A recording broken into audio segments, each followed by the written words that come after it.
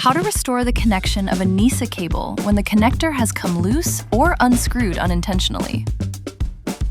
The connector features a retractable sleeve that, when turned back, releases the joint between the two cables.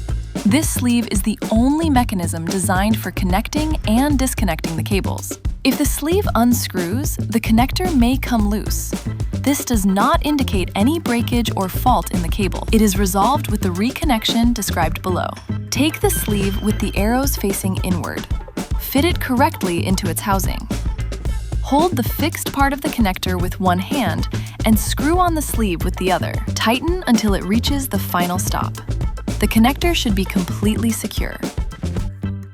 Align the female cable and the male cable, matching arrow to arrow, and insert them until you hear a click, confirming they are locked in place. Never pull the cables backward to separate them.